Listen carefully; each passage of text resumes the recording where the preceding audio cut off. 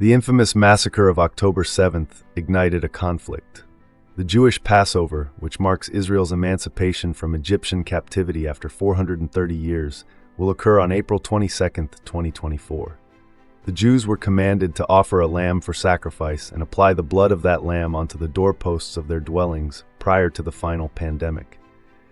At midnight that night, the Lord destroyed every firstborn in Egypt, including every firstborn of livestock and prisoners in the penitentiary, from the firstborn of Pharaoh to the firstborn of the prisoner. Although there is much more to contemplate regarding the Passover tradition as a whole, the sacrifice of a red heifer will be the primary focus of this discussion. What relevance does a red bovine or heifer have to this discussion, particularly regarding Passover, the end times, and the ongoing conflict in Israel?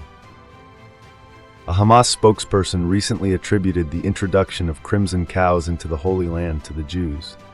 The October 7, 2023 massacre of 1,200 innocent people, including children, was instigated by a Hamas spokesperson's accusation that the Jews introduced red cows into the Holy Land. It may appear illogical to our standards, but alas, such is the situation. A comprehensive comprehension of the red heifer's significance will enable us to decipher the progression of such abhorrent occurrences. In order to fulfill the stipulations of the Old Testament laws governing the purification of the Israelites, a scarlet heifer is required. Particularly, the remains of a red heifer are mandatory, as elaborated upon in chapter 19 of the Book of Numbers. A considerable number of contemporary individuals, including Christians, Jews, and Muslims, interpret the sighting of a red heifer as an indicator of the Third Temple's completion and the return of Jesus Christ. And this caused the Muslim world to be shaken. The Al-Aqsa Mosque, the third holiest site in Islam, and the Dome of the Rock, an Islamic shrine adorning the rock from which Muslims believe their Prophet Muhammad ascended to heaven atop a legendary winged creature half mule, half donkey, presently occupy the Temple Mount in Jerusalem. Neither the Al-Aqsa Mosque nor the Dome of the Rock are willing to cede those lands to the Muslims. Jews also hold the belief that Abraham confined his son Isaac on this very rock, while others contend that the Ark of the Covenant was encased within the Holy of Holies of the Jewish temple. Oral Jewish tradition states that a total of 9 crimson heifers were offered as sacrifices. The initial offering was presented by Moses, while the 9th offering was presented prior to the destruction of the temple in 70 AD. According to Maimonides, an ancient Jewish rabbi, the 10th would be discovered and offered as a sacrifice at the time of the Messiah's arrival. Over a millennium, the Jewish people have endeavored to locate an ideal scarlet heifer. However, in September 2022, Byron Stinson, an evangelical Christian rancher from Texas, discovered 5 red heifers that were immaculately pristine. With the assistance of the Temple Institute, he transported these heifers from Texas to Israel. The fur of these heifers must be flawless and unblemished. That is, it must be uniform and precisely red, with no white, black, or gray hairs. There must be no other colors. It is necessary for even the limbs to be red. Furthermore, this cow must be an ideal shade of red and have never been milked, impregnated, or subjected to a yoke. Additionally, one of these 5 individuals has been disqualified. By examining these cows under a magnifying lens, the rabbis verify that they are flawless.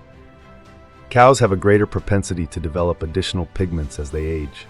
Furthermore, as of March 17, 2023, the red heifers had reached an age of 1 to 2 years.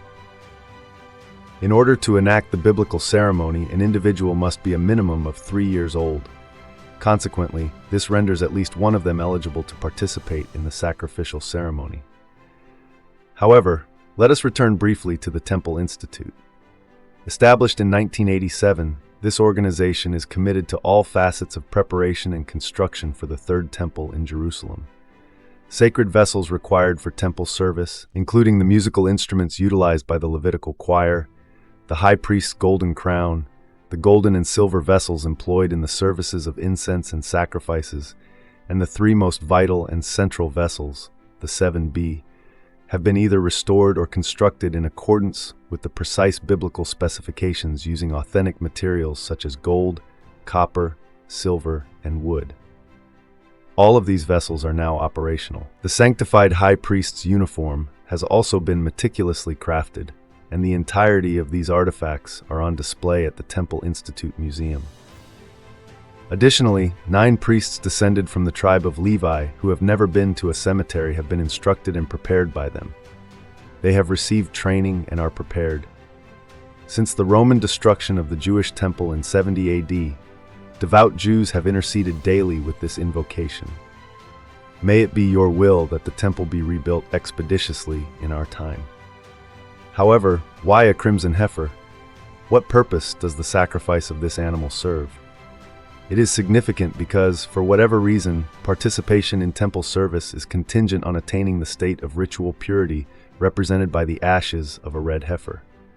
This state of ritual purity is required to purify oneself from the impurity caused by an Israelite's contact with a human corpse, human bones, or a grave. The Jewish people have been scattered to all 4 corners of the globe since 70 AD, making it exceedingly unlikely that they would ever return to their homeland and establish a state, let alone a language of their own. However, in the aftermath of the Holocaust, the United Nations founded the modern state of Israel on May 14, 1948. Throughout history, an irrational animosity has been directed at the Jewish people. Literally, they are enclosed by Muslim-majority nations.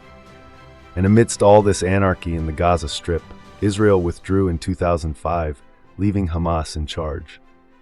Why should the conditions in Gaza be attributed to Israel rather than Hamas? Due to the fact that the numerous Muslim-majority neighboring countries are unable to assimilate the Muslims residing in Gaza, which is currently on the verge of oblivion, they lack desire for them. They have no intention of having Hamas in their nation. Furthermore, the present-day borders of Israel are not even an approximation to what God foretold in the Old Testament. In regard to Palestine, its name originates from the Greek words Philistia, or Philistines, signifying that this region was initially conquered and populated by invading Philistines. Furthermore, it is widely accepted among scholars that the Roman Emperor Hadrian renamed the administrative provincial of Judea to Palestine with the intention of expelling the Jewish population from the region. We shall now proceed to the prophecies. We are currently discussing a subset of them. Initially, the Holocaust as foretold in Isaiah 3:24, "And it shall be, instead of perfume there shall be a stench, instead of a belt, a rope, instead of well-set hair, baldness, instead of a rich robe, a girding of sackcloth, and branding instead of beauty." Additionally, Jeremiah 29:14 contains the fulfilled prophecy regarding the Jewish people's return to their homeland. The Lord declares, "I will be discovered by you. I will restore your fortunes and assemble you from every nation and location where I have authority." The Lord declares, "You have been expelled, and I will return you to the location from which I exiled you." Presently, crimson heifers are in Israel, and their sacrifice will facilitate the construction of the third temple and purify the priests. The Israelites continue to anticipate the coming of the Messiah. They hold the view that Jesus was not the Messiah. In my opinion, they are ultimately anticipating the return of the Antichrist. According to 2 Thessalonians 2:3-4, "Be not deceived in any way, for that day will not arrive until the rebellion occurs first, and the lawless one, who is doomed to destruction, is revealed. He opposes and exalts himself above all alleged deities and objects of worship, to the extent that he declares himself to be God from his seat in the temple of God. However, this cannot occur until the temple is rebuilt." Matthew 24:15-16 indicates, "So when you see the desolating sacrilege standing in the holy place, let the reader understand, then those in Judea must flee to the mountains." What is the sacrilege of desolation? The desolating sacrilege refers to the image of the beast that the Antichrist and his false prophet will erect as a mandatory global object of worship, according to the Institute for Creation Research. This will transpire in accordance with Daniel's prophecy regarding the 70 weeks following the conclusion of a 7-year agreement between the Antichrist and Israel, which will permit the restoration of their devotional rituals and the reconstruction of their ancient temple in Jerusalem. Following the initial 3.5 years of the treaty period, he intends to violate the agreement by erecting an enormous idolatrous structure featuring outstretched arms and cherubim in its original holy location within God's sanctuary, thereby mocking the pact. At this moment, his genocidal wrath against Israel and all those who refuse to venerate him will be unleashed. There is substantial evidence to support the notion that we are, in fact, residing in the end times. Hamas initiated the assault on October 7th in response to the recent arrival of red heifers in Israel. Do you believe Iran intervened in an effort to halt the sacrifice prior to or by April 22nd, the date of Passover? The altar designated for the red heifer sacrifice has already been constructed, rendering its construction infeasible. It was required to be constructed confronting the entrance where the temple once stood atop Mount Olives. Jesus Christ will ultimately revisit the Mount of Olives. The final days are described in Zechariah 14:2-4. I will assemble every nation against Jerusalem for combat. The Lord will then proceed to engage those nations in combat, just as he does on the day of battle. That day, his feet will be placed upon the Mount of Olives, which is situated in eastern proximity to Jerusalem. Furthermore, a vast fissure will divide the Mount of Olives in two along its eastern-western axis, causing one portion of the mount to recede southward and the other half to move northward. According to the prophet Ezekiel, the house was entered by the glory of the Lord through the east-facing gate. It is noteworthy that the Lord will enter the temple through the eastern gate, as the eastern gate, also known as the Magnificent Gate, will be closed at that moment. It maintains its seal. It has been fortified, thus carrying out the prophecy stated in Ezekiel 44, verse 1-3. It was fortified by the Ottoman Sultan Suleiman in 1541 AD, and remains so to this day. Furthermore, it is hypothesized that the purpose of securing the Eastern Gate was to obstruct the Jewish Messiah's entrance to the temple atop the Temple Mount. When we were in Jerusalem in March 2020, we were informed that the Muslims had additionally erected a cemetery in front of the entrance as a precautionary measure, in the belief that the Messiah, being a devout Jew, would refrain from crossing and acquiring impurity in the process. This is quite absurd, since if Jesus is who he claims to be, then his being will not be affected by anything he affects.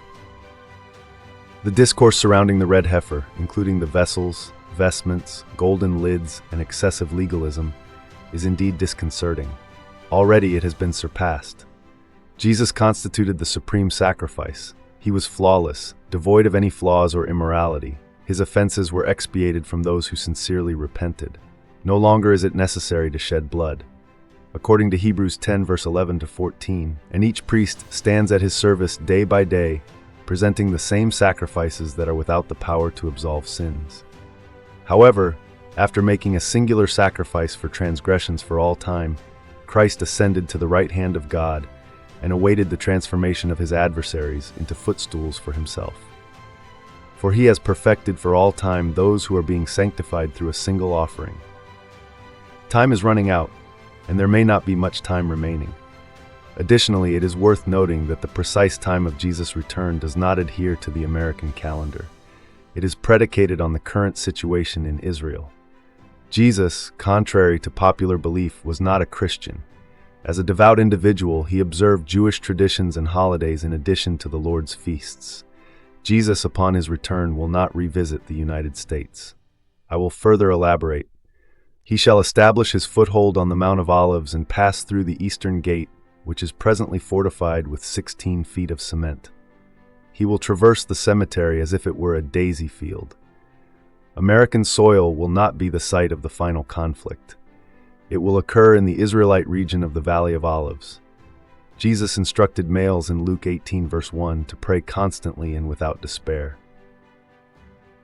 If you enjoyed the content of this video, please share it with friends and family. Subscribe to the channel and hit the bell icon to stay updated on new uploads. Feel free to comment and share your opinion about these events that make us reflect deeply on our destiny. Thank you for listening to us. Pray every day.